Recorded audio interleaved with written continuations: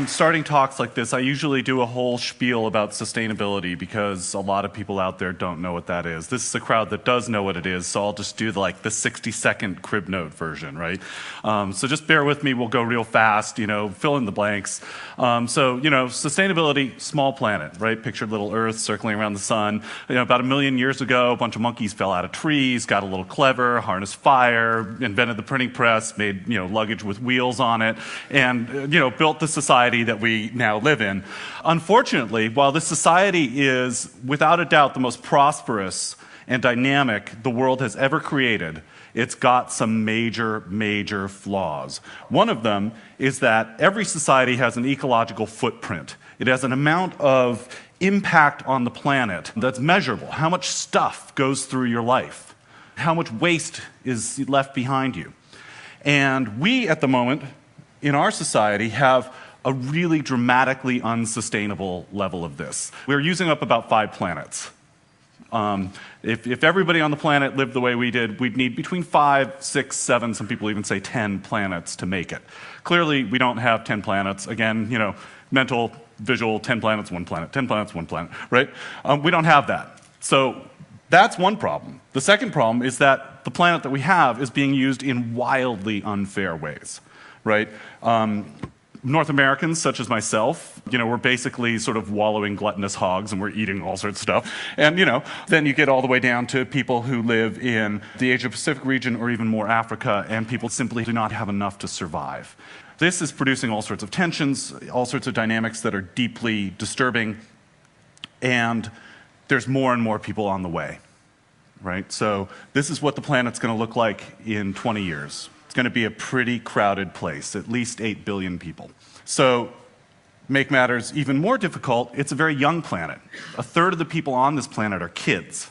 And those kids are growing up in a completely different way than their parents did, no matter where they live. They've been exposed to this idea of our society, of our prosperity. And they may not want to live exactly like us. They may not want to be Americans or Brits or Germans or South Africans, but they want their own version of a life which is more prosperous and more dynamic and more, enjoyable. And all of these things combine to create an enormous amount of torque on the planet. And if we cannot figure out a way to deal with that torque, we are going to find ourselves more and more and more quickly facing situations which are simply unthinkable. Everybody in this room has heard the worst case scenarios. I don't need to go into that. I will ask the question, what's the alternative? And I would say that at the moment, the alternative is unimaginable. So on the one hand, we have the unthinkable. On the other hand, we have the unimaginable. We don't know yet how to build a society which is environmentally sustainable, which is shareable with everybody on the planet, which promotes stability and democracy and human rights, and which is achievable in a time frame necessary to make it through the challenges we face. We don't know how to do this yet. So what's world changing? Well, world changing you might think of as being a bit of a news service for the unimaginable future. What we're out there doing is looking for examples of tools, models, and ideas which, if widely adopted, would change the game, right? A lot of times when I do a talk like this, I talk about things that everybody in this room, I'm sure, has already heard of, right? But most people haven't. So I thought today I'd do something a little different and talk about what we're looking for. Rather than saying, rather than giving you tried and true examples, talk about the kinds of things we're scoping out. Give you a little peek into our editorial notebook. And given that I have 13 minutes to do this is going to go kind of quick, so I don't know, just stick with me, right? So, first of all, what are we looking for? Bright green city. One of the biggest levers that we have in the developed world for changing the impact that we have on the planet is changing the way that we live in cities. We're already an urban planet. That's especially true in the developed world. And people who live in cities in the developed world tend to be very prosperous and thus use a lot of stuff. If we can change the dynamic by, first of all, creating cities that are denser and more livable. Here, for example, is Vancouver, which if you haven't been there, you ought to go for a visit. It's a fabulous city. And they are doing density, new density, better than probably anybody else on the planet right now. They're actually managing to talk North Americans out of driving cars, which is a pretty great thing. So you have density, you also have growth management. You leave aside what is natural to be natural. This is in Portland. That is an actual development. That land there will remain pasture in perpetuity. They've bounded the city with a line. Nature, city, nothing changes. Once you do those things, you can start making all sorts of investments. You can start doing things like transit systems that actually work to transport people in effective and reasonably comfortable manners, right? You can also start to change what you build. This is the Beddington Zero Energy Development in London, which is one of the greenest buildings in the world. It's a fabulous place. We're able to now build buildings that generate all their own electricity, that recycle much of their water, that are much more comfortable than standard buildings, use all natural light, etc., and over time, cost less. Green roofs. Bill McDonough covered that last night, so I won't dwell on that too much.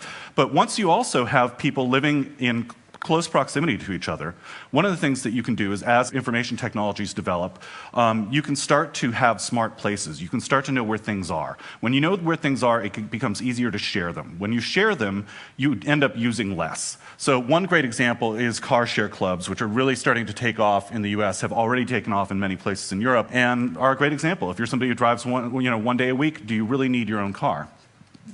Another thing that information technology lets us do is start figuring out how to use less stuff by knowing and by monitoring the amount we're actually using. So here's a power cord which glows brighter the more energy that you use, which I think is a pretty cool concept, although I think it ought to work the other way around, that it gets brighter the more you don't use. But there may even be a simpler approach. We could just relabel things. This light switch that reads on the one hand flash floods and on the other hand off. How we build things can change as well. This is a biomorphic building. It takes its inspiration in form from life. Many of these buildings are incredibly beautiful and also much more effective. This is an example of biomimicry, which is something we're really starting to look out a lot more for. In this case, you have a shell design which was used to create a new kind of exhaust fan, which is greatly more effective. There's a lot of this stuff happening. It's really pretty remarkable. I encourage you to look on World Changing if you're into it. We're starting to cover this more and more. There's also neobiological design, where more and more we are actually using life itself and the processes of life to become part of our industry. So this, for example, is hydrogen-generating algae. So we have a model in potential, an emerging model that we're looking for of how to take the cities most of us live in and turn them into bright green cities. But unfortunately, most of the people on the planet don't live in the cities we live in. They live in the emerging megacities of the developing world. And there's a statistic I often like to use, which is that we're adding a city of Seattle every 4 days, a city the size of Seattle, to the planet every 4 days. I was giving a talk about 2 months ago, and this guy who'd done some work with the UN came up to me and was really flustered, and he said, look, you've got that totally wrong. It's totally wrong. It's every 7 days. So we're adding a city the size of Seattle every 7 days, and most of those cities look more like this than the city that you or I live in. Most of those cities are growing incredibly quickly. They don't have existing infrastructure. They have enormous numbers of people who are struggling with poverty and enormous numbers of people who are trying to figure out how to do things in new ways, right? So what do we need in order to make a developing nation megacities into bright green megacities? Well, the first thing we need is leapfrogging. And this is one of the things that we are looking for everywhere. The idea behind leapfrogging is that if you are a person or a country who is stuck in a situation where you don't have the tools and technologies that you need, there's no reason for you to invest in last generation's technologies, right? That you're much better off, almost universally, looking for a low-cost or locally applicable version of the newest technology. One place we're all familiar with seeing this is with cell phones. Right? All throughout the developing world, people are going directly to cell phones, skipping the whole landline stage. If there are landlines in many developing world cities, they're usually pretty crappy systems that break down a lot and cost enormous amounts of money. Right? So I rather like this picture here. I particularly like the Ganesh in the background talking on the cell phone. So what we have increasingly is cell phones just permeating out through society. We've heard all about this here this week, so I won't say too much more than that, other than to say what is true for cell phones is true for all sorts of technologies.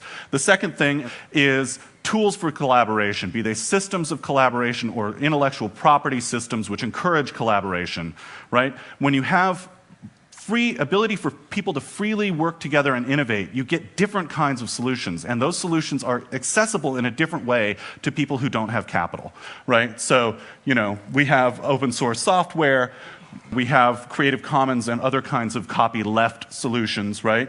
And those things lead to things like this. This is a Telus Centro in Sao Paulo.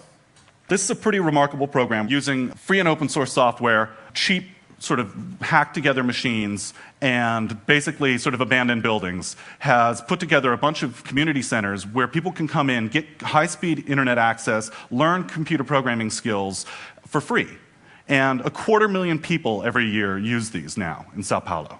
And those 250,000 people are some of the poorest people in Sao Paulo. I particularly like the little Linux penguin in the back. One of the things that that's leading to is a sort of Southern cultural explosion. And one of the things we're really, really interested in at World Changing is the ways in which the South is re-identifying itself and re-categorizing itself in ways that have less and less to do with most of us in this room. So it's not, Bollywood isn't just answering Hollywood. Right? Brazilian music scene isn't just answering the major labels. It's doing something new. There's new things happening. There's interplay between them. And, you get amazing things like, I don't know if any of you have seen the movie City of God. Yeah, it's a fabulous movie if you haven't seen it. And it's all about this question in a very artistic and indirect kind of way. You have other radical examples where the ability to use cultural tools is spreading out. These are people who've just been visited by the Internet Bookmobile in Uganda, and who are waving their first books in the air, which I just think that's a pretty cool picture, So you also have the ability for people to start coming together and acting on their own behalf in political and civic ways, in ways that haven't happened before. And as we heard last night, as we've heard earlier this week, are absolutely fundamentally vital to the ability to craft new solutions. Is we've got to craft new political realities. And I would personally say that we have to craft new political realities not only in places like India, Afghanistan, Kenya, Pakistan, what have you, but here at home as well.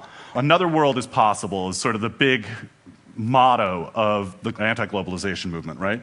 We tweak that a lot. We talk about how another world isn't just possible, another world's here. That it's not just that we have to sort of imagine there being a different, vague possibility out there, but we need to start acting a little bit more on that possibility. We need to start doing things like Lula, president of Brazil here. How many people knew of Lula before today? Okay, so, well, much, much better than the average crowd, I can tell you that.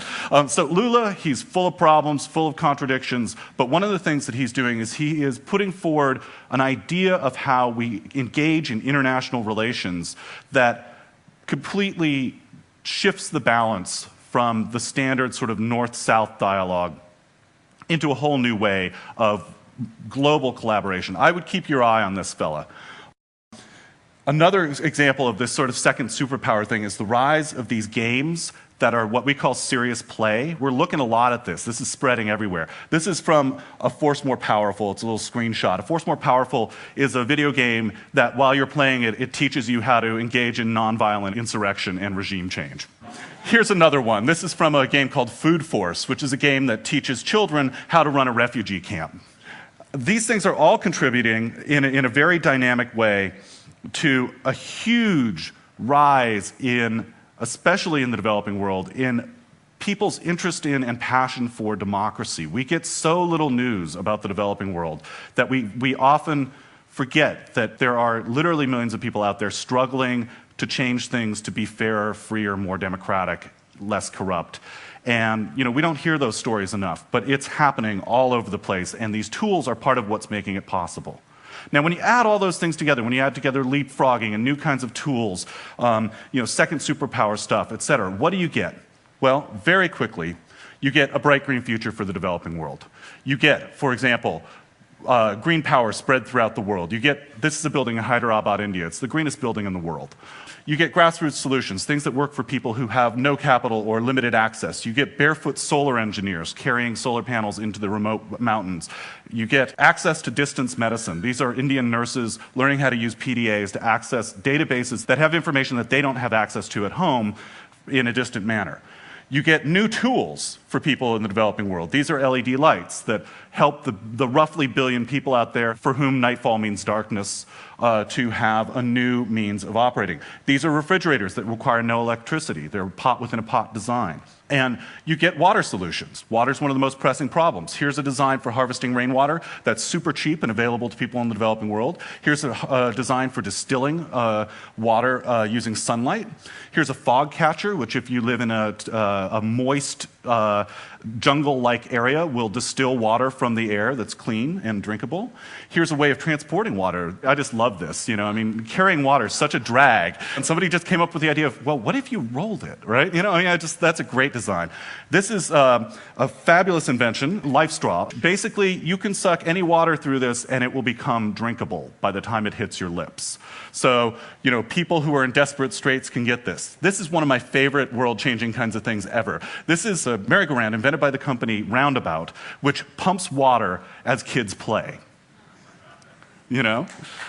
Yeah, seriously, give that one a hand. It's pretty great.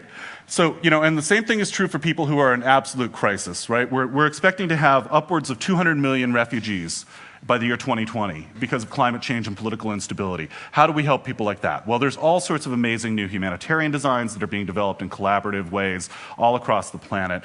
Some of those designs include models for acting, such as new models for village instruction in the middle of refugee camps, new models for pedagogy for the displaced, and we have new tools. This is one of my absolute favorite things anywhere. Does anyone know what this is? Exactly. This is a landmine detecting flower.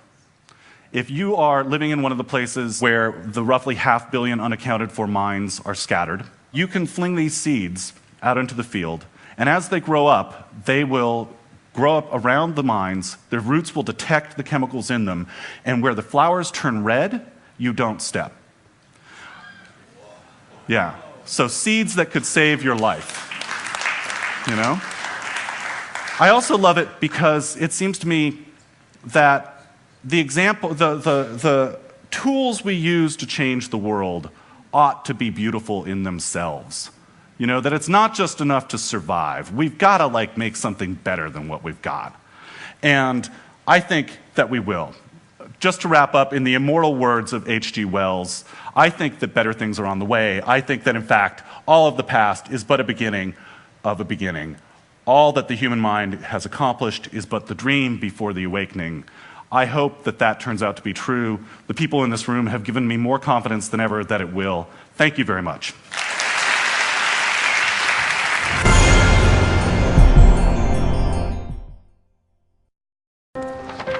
What if great ideas weren't cherished? What if they carried no importance? Or held no value?